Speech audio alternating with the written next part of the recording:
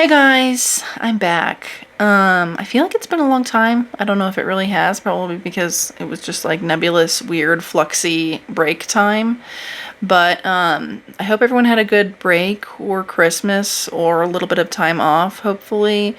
Um, I did. I went to my parents' house for 10 days. I read some books. I crocheted a lot. Did a lot of nails as well. And now I'm back into the swing of things, which is actually so nice. I love getting back into routine after things have been crazy. I also got the flu, so it's like I'm really getting back from things being crazy. Um, so life is going good right now, and the kids are back in school, and I am not back in school because I graduated. Ooh. So yeah, I've had even more time to do fun stuff, do my hobbies, do housework, whatever it is. I am so busy. Sometimes I think like, how did I even fit school into this life that is so busy right now? But anyway, I got to read some books over break, so I'm gonna be talking about one of them today, and that's all. So enjoy. Hi guys, welcome to my room. Today I'm crocheting. I've been working on a patchwork cardigan. I'm about slightly over 1/3 of the way through the patchworks, the squares. So I'm on my way, you know.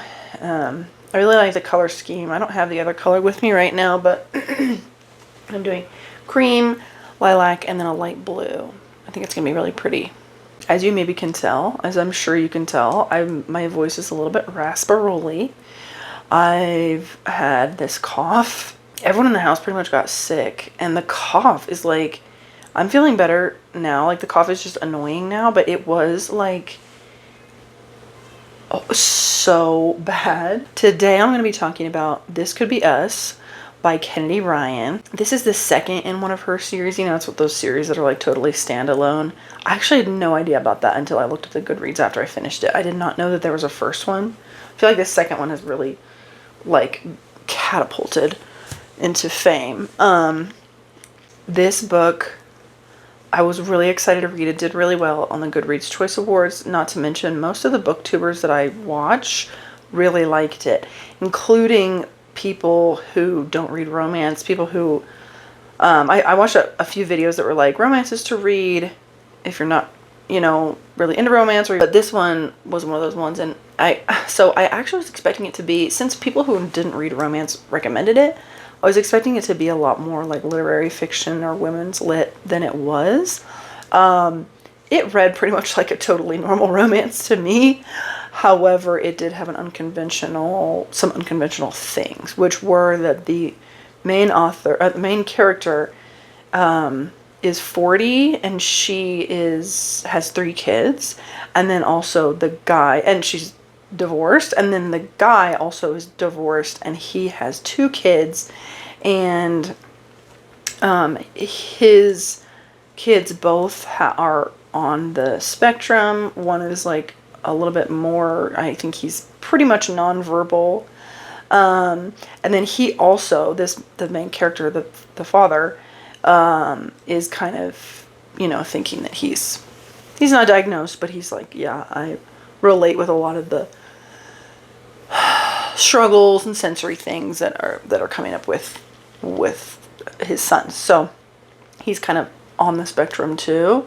And so anyway, the main character's name is Soledad, and the guy is Judah, but the girl, okay, let me just back up, because not only did I think it would be more like literary fiction, but I also thought, you know, people call it a second chance romance. And I had heard like who was it who was talking about it? Lexi was talking about it. She described it, and I'm pretty sure it was her, because I've heard about this book from so many people, but she was the one who like pushed me over the edge. She described it as a second chance romance where there's divorce and they, you know, finding love again. Now, the way she described it, and maybe it was the fact that she said second chance romance, I thought that it was with the guy who she's divorced, like they are falling back in love. Um, and that is not the case. So it was so, I'm listening to this book, and the first scene, they're going to, no, the very first scene is from the guy's perspective. And I thought it was going to be about his relationship with his ex-wife. They're in the middle of a divorce. And it was just a scene about like how they're going to co-parent pretty much. And I was thinking, oh, these people are going to fall back in love. Then it goes to some girl's perspective, but it's a girl with a different name. And I was like, wait, is this a different couple? So then it's talking from the girl's perspective, Soledad, and she's getting ready for a party. Her husband is like being so mean to her. They've been married for 15 years. They have 3 kids, and they're going to a work party for him. And they're very, very well off, and they live in a big house that they designed, or she designed or something. Anyway, she's a stay-at-home mom, and she's like super hot. He said something, I'm not going to say it, but he said something that like is unforgivable about her body after having kids. And I was thinking, I'm not forgiving this guy. And I was still on the like thinking this is second chance romance, as in 2 people falling back in love. And I was like, I'm not into this book if this is the guy, because I can't forgive that. And just generally the way he was treating her, it kind of was saying, you know, their marriage had like been on the rocks for 2 years, and he had kind of been acting differently. But she didn't have any, like, he's been working a lot, acting a little bit differently, but she's just kind of thinking like, oh, he's falling out of love with me. Not like he's cheating on me or anything like that. She does end up going to this party with her husband, and she sees this guy there who is like obviously really interested in her. And turns out that he's like the guy that her husband has been bad-mouthing for like a year. He's not his boss, but he's like, she doesn't really know their relationship at work. But essentially her husband's been bad-mouthing this guy. But the guy is like really nice to her, and also like pays attention to her, and like thinks she's very beautiful. So she's kind of feeling good about that. Well, then it comes out that like the next day, very soon after that, her husband is really upset by like the fact that she was talking to him, and she was kind of like, I don't know what to tell you. I didn't even know who he was. He just came up and talked to me. He didn't know who I was, definitely. Really upset about that, and they're like kind of arguing about it over dinner. And then the FBI shows up, and he gets arrested right then. And he's like, don't say anything, blah, blah, blah. And she's like, I have no idea what's going on. Anyway, it turns out that the guy, Judah Cross, who he had been bad-mouthing for a year, was investigating. He was he was a forensic accountant. Anyway, he found out that the husband, his name is Edward, had been embezzling and had embezzled $6 million from the company. So that's why he had hated Judah Cross, because like he knew he was going to find him out. Anyway, so he goes to jail, doesn't want to see the kids, doesn't call the girl. He calls his lawyer first. He doesn't call his wife. She has no idea what's going on. Their accounts are frozen. Their daughters go to private school. She can't pay tuition. She hasn't worked in a really long time, even though she has like a master's or something. She went to her MIT or I don't know where, Stanford or something. And so she's kind of freaking out, figuring out how to do things. Plus, some of her daughters are like really daddy's girls, so she doesn't really know how to explain things. But the straw that breaks the camel's back is that she finds out that she has chlamydia. So anyway, he was cheating on her with his assistant, and she finds out that she sees the assistant when they go to visit him in the hospital, in the prison. And anyway, it kind of becomes clear that he was like setting up a life, not for her and the girls, but like for this other lady. She also finds more evidence and gives it to Judah Cross. So she's kind of working with him, and they obviously have like a attraction to each other, but and this is dual POV, by the way. She needs to make money. Stat. So she actually like starts being an influencer. And that was kind of out of left field in my opinion. I was thinking, okay, so you want a stable job.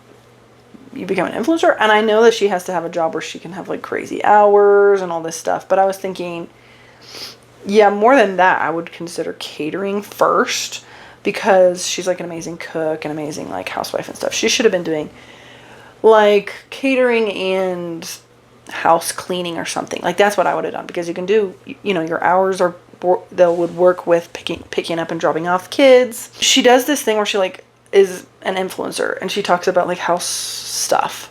And she also talks about her personal life and talks about like self-partnering.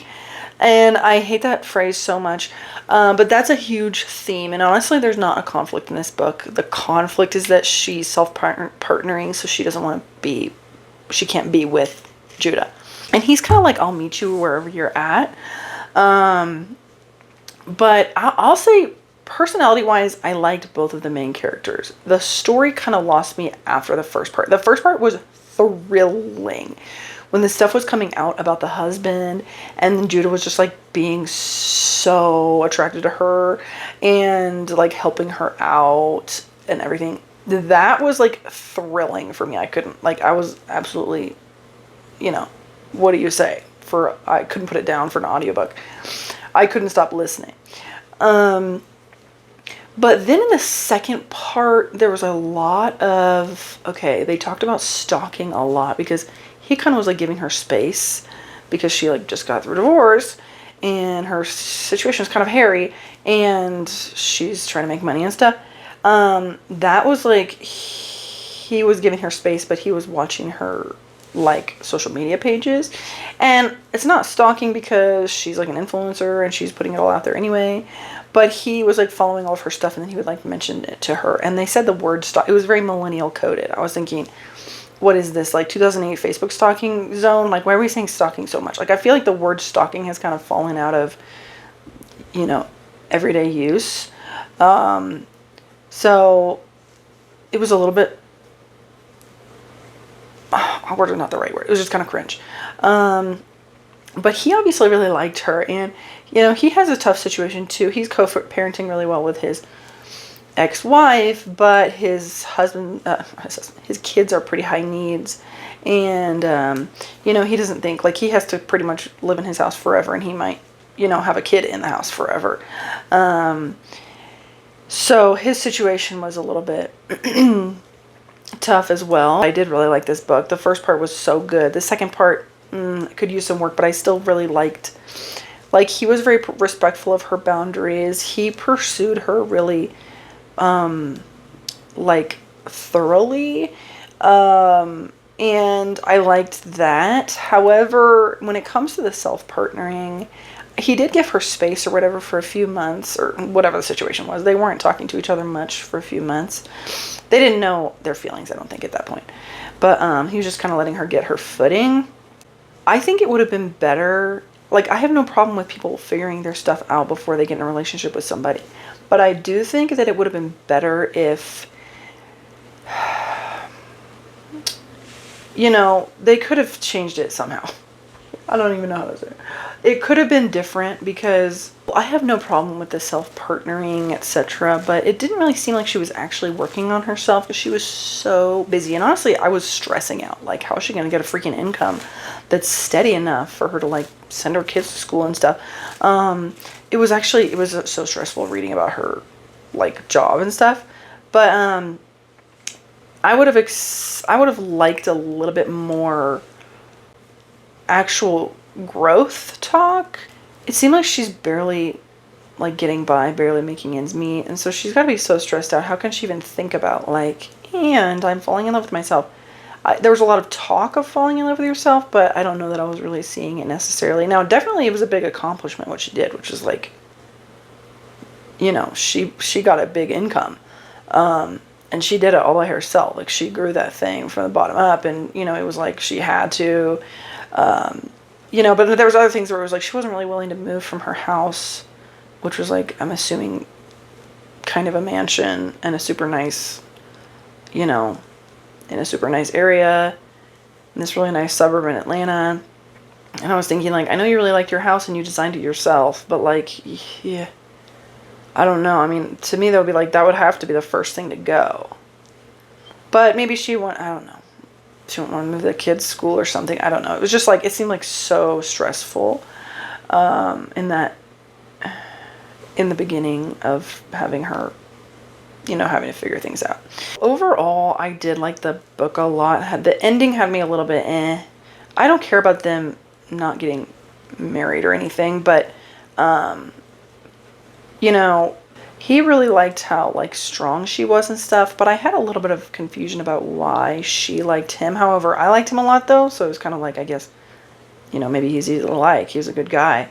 I did think that they slept together a little bit too soon in the book because there wasn't much going on. They got together at like 60% or something, and after that it was like, okay, so why aren't they together? It was very, he was like just letting her have her like do her pace, but he even had to remind her like, hey, aren't you like not being with anyone right now? Because she was like obviously so into him. And it's like, if you're obviously so into him, just be with him. Like, he can help you, a good partner, you grow with a good partner. Not just in love for them, but like in love, for yourself as well. So I was kind of confused as to like the actual reasoning for not being with him. He was such a different character than the husband, that it was just hard for me to really believe that it was like, okay, is it really bad for you guys to be together? I mean, all you're doing is thinking about him anyway. Wouldn't it just be better to not support each other from afar, but like support each other really in your lives and, like become better? So that was a little bit frustrating for me because her whole self-partnering, I was thinking, what do you really learn? I mean, you went on a date by yourself, but like, what do you really, like, is that really helping you fall in love with yourself? So it's just hard. It was just hard. I can understand how people, when they're single and they're like, okay, let me just like focus on myself. That's one thing. But she was like literally in love with this guy. So it was like, you can't really like just decide to not like him if you're going to be seeing him all the time. And, so it was a little bit hard to understand. And then when it came to them sleeping together, it was like, oh, and they're together. That was what I was thinking. But then they weren't. And so I was like, I will say I really liked reading about older main characters than we generally are hearing about. I liked some of the, she had some kind of internal struggles as far as like just getting older, and like if she, being desirable and stuff, that was nice to see on the page, and then the issues, of course, of having kids, issues that arise when you have kids and you have to sort things out and emergencies left and right, and obviously your kids come first, and so they both had kids, so it was kind of like obviously their kids came first. One thing that frustrated me or bothered me a little bit was when we were in Judah's head, the way that he talked about himself and the way that he talked about his possible autism diagnosis was a little bit hard to read because I just don't think that's how people would talk about themselves, or is how people talk about themselves. It was like he was like writing an essay about himself rather than we were just like hearing his thoughts. A lot of like explanation of things, when it was like, we don't really need an explanation of that. Plus it's like, it's cool to hear that he's like, wow, I might be on the spectrum. But instead of like having some situations and then him realizing that, it was like, he's like, after going to therapy so many times with my kids, I've realized that there's some things that blah, blah, blah, and really make me, give me some of the markers and make me realize that the way I move through the world is blah, blah, blah. I'm thinking, okay, there's zero showing us and it's all telling us. Also, the dialogue in general was very romance book. It was like, this is just a romance book. So I was actually kind of surprised that it was reading to me just like a regular romance. I think people are liking it because it has like somewhat of an unconventional plot line as far as, a huge amount of the book is not about getting with him. So I don't know that I would even call it a slow burn, because honestly, they got together after not knowing each other for that long. And before sleeping together, it just didn't seem like they had much of a desire to like just talk and get to know each other. But that kind of came with their relationship. Like that came later, but it was still kind of like, I wish it would be a little bit more slow burn and a little bit less like, I just can't be with you because, you know, I'm working on myself right now. But I liked the setup. I liked both of their personalities, and honestly, the book was pretty hot. The end, in my opinion, was slightly rushed. Just it felt like there were some things that weren't getting figured out, like her daughter's opinions of Judah didn't really seem to be totally ironed out. Her daughter's opinions on her ex-husband didn't seem to be totally ironed out. Oh, and it turns out that her ex-husband actually had a baby. He actually when he went to prison, his mistress secretary was already pregnant. And he didn't tell this main girl. She saw the baby when she went to go visit at the hospital, at the jail, so at prison or whatever. But he wasn't in prison for that long. You know, it was a very white collar crime. He was in prison for like a year, maybe a little over a year, and then they were like, oh, and he's going to get out early. And then the book kind of ended. And in the epilogue we did find out, or was it the epilogue or was it early? I think it was the epilogue we found out that he actually just, like, he ran away with the girl. So, I mean, we knew he was a piece of trash already, so it wasn't really surprising at all. But overall, Judah Cross was, like, kind of one for the books. Like, he was like a, what was that guy's name? Josiah? No, not Josiah. There's always J names, you know. It's always a J name. What's his name? Templeman. Was it Josiah? Joshua Templeman. Joshua Templeman from The Hating Game, and I don't remember the guy's name from Unhoneymooners, and The Wall of Winnipeg, whatever his name was. You know, he was kind of one of those guys. Like, yeah, I wouldn't mind reading more about him. So overall, I liked it, and it was a fun read. However, I do kind of wish that the second half would have played out differently than it did. It's really exciting in the beginning. Plus, what are your opinions? Would you call that a second chance romance? I mean, I think that what they're meaning is like a second chance at romance, not a person is getting a second chance with the two people are getting a second chance together. I always kind of consider it to be two people are getting a second chance together, but of course it can mean, you know, a second chance at romance. So, but it did confuse me a little bit in the beginning. It did confuse me a little bit. Now, I would love to read more books about, you know, middle-age-ish. Is 40 middle-age? Middle-age romance. I thought it was really fun to read about, like, a parent who's, you know, navigating a relationship as well. I liked that. So tell me what your thoughts were on that book, if you've read it, and any other recommendations that are kind of similar. I'd love to hear them. All right, I didn't even finish half of one square while talking, so big win for me.